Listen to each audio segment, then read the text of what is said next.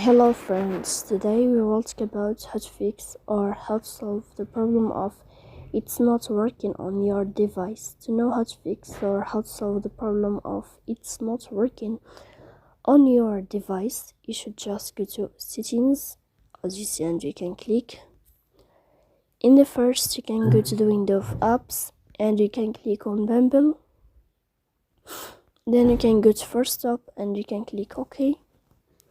After that, you'll enter to the window of storage. Here you can click on clear cache. Don't click clear data because that can cause you errors or can delete your account. In the end, you can turn off your phone and you can turn on your phone again to fix that problem. So please don't forget to support us by like and subscribe. See you next time in another video, and thank you for your attention.